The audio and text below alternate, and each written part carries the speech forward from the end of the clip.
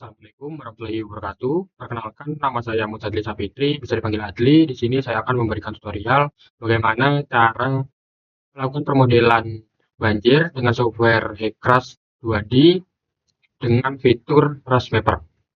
Di sini yang pertama kita membuka HECRAS, lalu kita klik Find, New Project, lalu kita pilih lokasi dari project kita beri nama Project Tutor, lalu kita klik OK.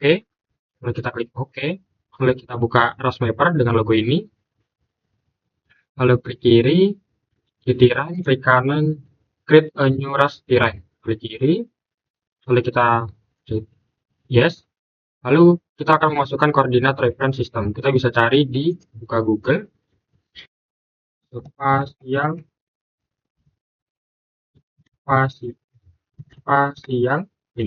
reference. Lalu kita scroll, kita cari di sini, kita cari dulu lokasi dari grid dari lokasi kita, yaitu UTM Grid Indonesia, enter. Lalu kita cari, kita masuk ke dalam grid mana, karena lokasi saya di daerah Surabaya, maka masuk ke grid 49S, lalu kita buka spatial reference-nya, 49S, kita search, kita UTM 49S, nah kita bisa download di sini. Jadi bisa di sini, karena saya sudah mendownload, lalu kita kembali ke Rush Mapper, kita klik folder, lalu kita cari file yang kita sudah download tadi, PRJ, kita open, lalu kita OK, lalu kita inputkan dari DEM dalam bentuk TIFF-nya, di sini, kita masukkan,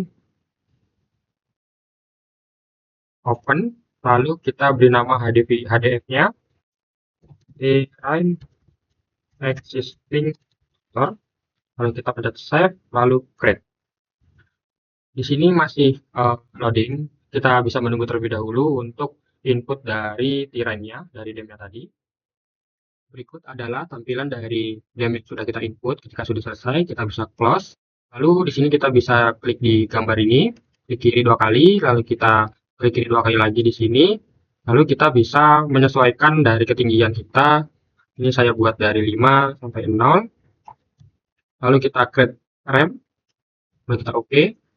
Jadi di sini bisa menyesuaikan kelihatan elevasinya dari perbedaan warna dari setiap elevasi di DEM-nya. Lalu selanjutnya bisa dilanjutkan dengan membuat perimeter mesh di Rush Alpha. Selanjutnya setelah membuka Rush 2025, kita membuat new project. Kita masukkan dari project yang sudah kita download tadi, PRJ-nya kita masukkan. Lalu kita pilih lokasi dari project Rush 2025-nya. Di sini saya beri nama project tutor. Sini saya akan pencet create. Lalu di sini saya pilih terrain, kita pencet panah, kita create. Lalu kita pencet terrain di bawah, kita tambah di panah tambah hijau, import file. Lalu kita pilih DEM yang kita masukkan ke HECRAS, kita masukkan juga di Rush 2025, kita open, kita import. Kita tunggu saja prosesnya di sini. Berikut adalah tampilan dari hasil terrain yang sudah kita input. Kita zoom saja di lokasi kita. Lalu kita bisa memasukkan batas dasnya agar kita tahu referensi untuk membuat geometrisnya. Kita buka map layer, lalu kita import, kita masukkan SHP dari batas dasnya, kita open. Di sini sudah kelihatan kita batas dasnya ini warna hitam ini. Lalu kita buat geometri, kita tambah, kita create, lalu kita centang, lalu kita centang conceptual mesh, kita klik gambar dari pensil ini, lalu kita zoom. Ada perbedaan cara ketika membuat garis dari sungai dan permukiman. Ketika membuat dari sungai, kita harus terdapat 4 garis.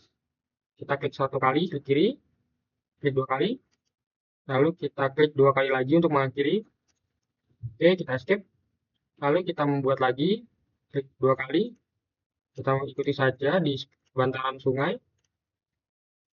Lalu kita klik 2 kali lagi ke kiri, lalu kita lanjutkan lagi, klik kiri kembali, kita klik kiri lagi, lalu kita klik klik 2 kali lagi, kita buat lagi di pantaran sungainya.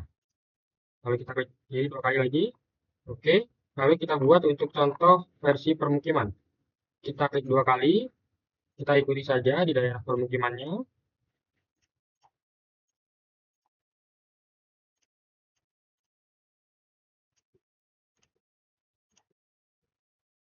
Klik, saya klik sekali di kiri, lalu kembali lagi klik 2 kali untuk mengakhiri. Lalu untuk uh, dari sungai kita pilih dari jenis cell size-nya, yaitu dengan cara ada tanda ini, kita klik kiri 1 kali, lalu kita pilih yang kotak. Kalau yang sungai atau yang perairan itu kita pilih kotak dengan contoh satu saja. Satu, lalu kita klik panah ini, kita pilih satu, klik panah ini. Lalu untuk permukiman kita tetap segitiga dengan cell size-nya kita isi bisa 15. Oke, lalu kita akan buat sepanjang das yang kita kaji ini.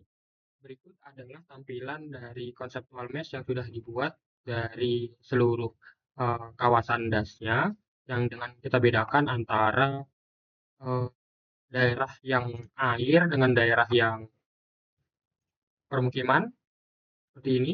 Kita bedakan, kita pilih kotak untuk bagian sungai, lalu kita permukiman, kita pilih dengan segitiga. Ketika sudah, lalu kita lanjutkan dengan mengklik mesh, mengklik conceptual mesh, lalu kita klik generate mesh. Klik, kita tunggu. Ketika sudah, kita pencet mesh, kita klik kanan, export, dan high crash mesh. Ini kita klik kiri. Kita pencet. Kita tunggu, ini masih loading. Oke, ini tandanya folder dari perimeter mesh-nya sudah kita selesai buat. Lalu kita lanjut membuka dari Rasmapper yang tadi kita sudah buat di awal. Kita buka geometri, kita klik create new geometry, kita oke. Lalu kita close terlebih dahulu, kita klik kanan, edit, lalu kita masukkan dari parameter yang sudah kita buat tadi, klik kanan, lalu flow editor, lalu kita import mesh yang tadi sudah kita ekspor tadi dari ras alpha tadi, kita cari,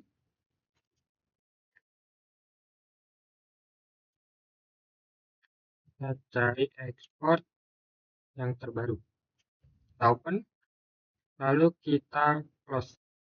Oke, lalu setelah perimeter sudah selesai, kita lanjut dengan membuat boundary condition-nya. Kita klik boundary condition, lalu kita garis dari setiap sisi dari dasnya. Ini saya contohkan membuat dari hulu. Dalam membuat boundary condition tidak boleh saling bersentuhan. Seperti ini contohnya. Saya garis, klik kiri, lalu klik kiri 2 kali. Lalu kita oke. Kita beri nama BC hulu kali bokor. Lalu kita enter oke. Lalu kita membuat sisi-sisinya juga. Namun tidak boleh bersentuhan. Kita harus di beda kotaknya. Kita klik. Lalu kita klik lagi, kita ikuti klik kiri 1 kali, klik kiri 1 kali, kita ikuti terus sampai menutupi dari seluruh dasnya. Ini akan saya cut saja soalnya akan memakan banyak waktu. Berikut adalah tampilan dari boundary condition yang sudah saya buat. Di sini saya membuat beberapa boundary condition. Di sini saya akan memunculkan debit dari debit constant dari hulu kali bokor. Lalu ini saya akan membuat juga dari boundary condition karena di sini terdapat rumah pompa. Lalu di bagian hilir saya juga membuat dari boundary condition yang nanti akan sebagai tempat keluarnya outlet akhir dari das yang saya buat. Selanjutnya, ketika boundary condition sudah selesai, kita bisa stop editing, kita save, kita tunggu. Lalu kita lanjutkan dengan memasukkan koefisien mining, yaitu kita buka map layer, kita klik kanan, create a new raster layer, lalu land cover layer, kita masukkan dari digitasi, SHP-nya kita masukkan. open, lalu kita create, kita tunggu saja sudah masuk, close. Lalu untuk mining di sini kita setting land cover, lalu nilai in previous-nya juga land cover. Untuk yang lainnya kita non saja, sudah tidak ada lagi, kita close. Lalu kita klik panah, lalu kita klik land cover, kita klik kanan, edit land cover data tables. Di sini kita masukkan koefisien mining dan persentase in previous-nya. Di sini saya menggunakan dari sumber dari Hecrashnya sendiri, yaitu land dari websitenya, land cover Hecrash. Kita klik, lalu kita buka yang di sini, kita tunggu masih loading. Kita scroll di bawah ini, ya, saya mengambil tabelnya dari sini. Jadi setiap karakteristik dari lahannya memiliki nilai mining dan persentase in previous dari tabel berikut. Lalu ini saya masukkan nilainya di tabel tadi, air sebesar koefisien mining 0, lalu lahan terbangun 0,012, lalu resapan 0,015, lalu previous air 100%, lahan terbangun 40, dan resapannya 0. Lalu untuk miningnya, ini saya isi yang no data 0,01 saja, dan previous juga sama, karena dalam Hecrash tidak boleh ada klasifikasi parameternya yang tidak diisi. Klik OK. Lalu setelah sudah, kita bisa save.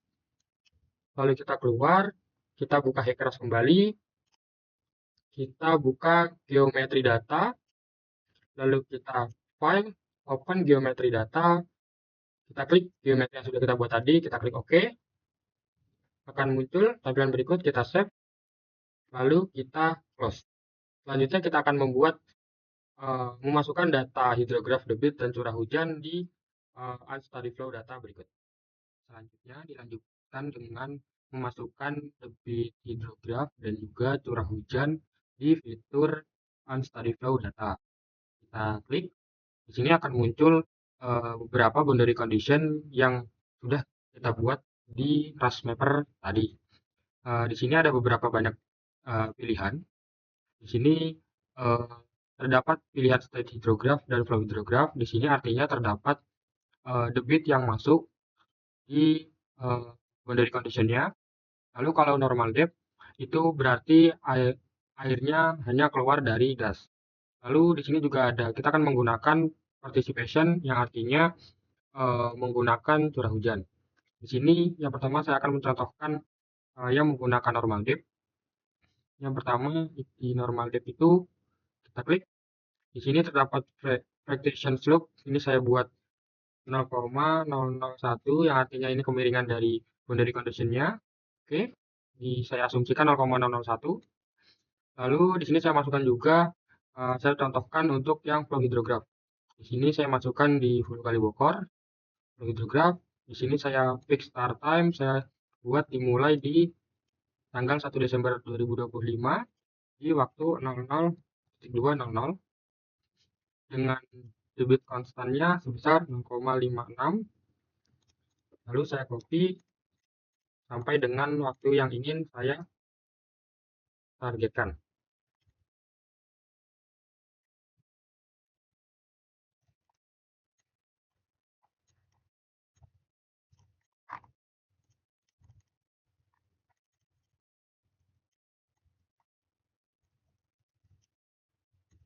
Di sini saya targetkan sampai jam ke-60.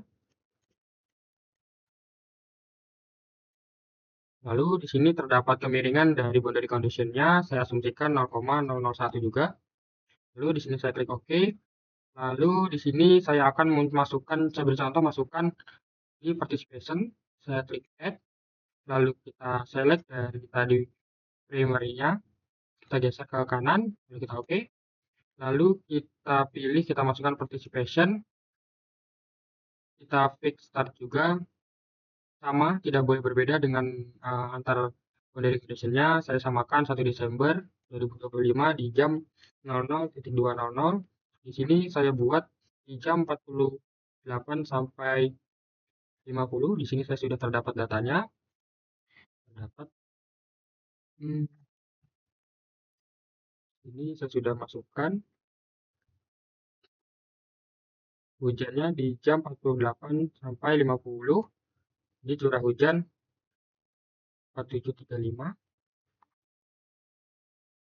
97,35, lalu 25,30, lalu 17,75. Lalu untuk di jam-jam yang lain kita buat 0. Jadi hanya di 3 jam itu saja hujan terjadi.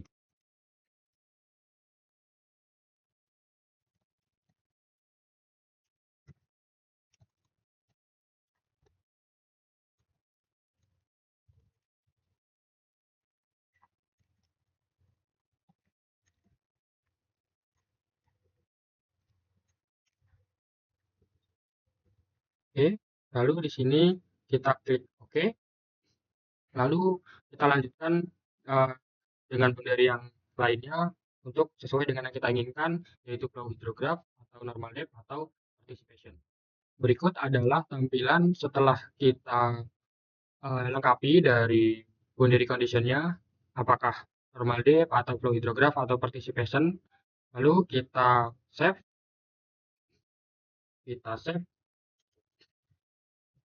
tutor existing. Lalu kita klik OK. Oke, lalu save lagi, kita close. Selanjutnya akan dilanjutkan dengan running di unstudy flow analysis. Selanjutnya, setelah memasukkan unstudy flow data, kita akan melakukan running di unstudy flow analysis. Kita klik. Di sini kita klik dari geometry participation, unstudy flow simulation, post processor. Lalu ini kita pilih dari geometri dan unstudy flow tadi yang sudah kita lakukan. Lalu di sini kita melakukan setting sesuai dengan kita memulainya tadi di tanggal berapa dan jam berapa. Tadi kita mulai di 1 Desember 2025 di jam 00.00, lalu kita sampai di 3 Desember di jam 12.00. Lalu untuk mapping outputnya ini saya buat 10 menit. Dan untuk competition intervalnya 1 menit. Lalu ketika semua sudah benar, saya klik complete. Di sini muncul warning tidak apa-apa karena ini hanya peringatan saja. Jadi kita lanjut untuk menunggu dari hasil runningan yang kita lakukan berikut. Setelah selesai, kita close, lalu kita buka kembali Rasmapper, lalu kita buka kembali di Resolve, lalu kita buka dari hasil runningan kita tadi. Kita pencet assisting, lalu kita pencet deep. Lalu untuk hasil simulasinya kita mundurkan dulu, lalu kita perjelas agak jauh.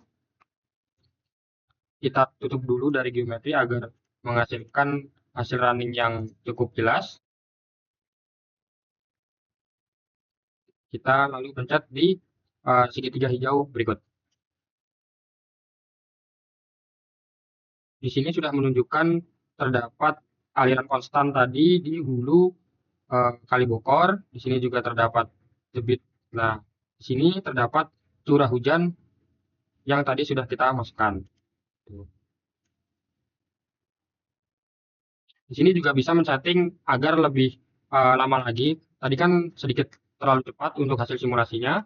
Ini kita bisa perlama. Kita tarik lagi untuk hasil simulasi. Kita pencet lagi. Jadi bisa lebih lama dari hasil munculnya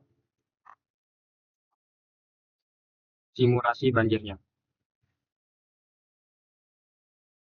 Ini berikut mungkin bisa agak saya percepat lagi. Bisa saya mundurkan juga. Jadi lebih cepat.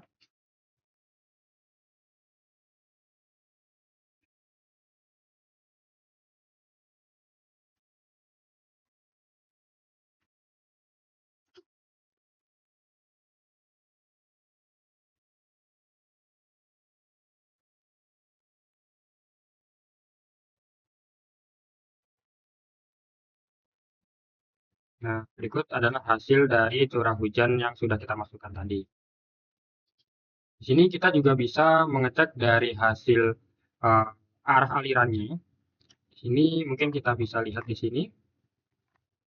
Kita matikan dulu ini, kita klik di sini, ini bisa memunculkan arah alirannya berikut. Jadi air yang masuk mengarah kemana sini sudah kelihatan. Sekian dari tutorial yang saya lakukan, yang saya terangkan. Kurang lebihnya saya mohon maaf. Assalamualaikum warahmatullahi wabarakatuh.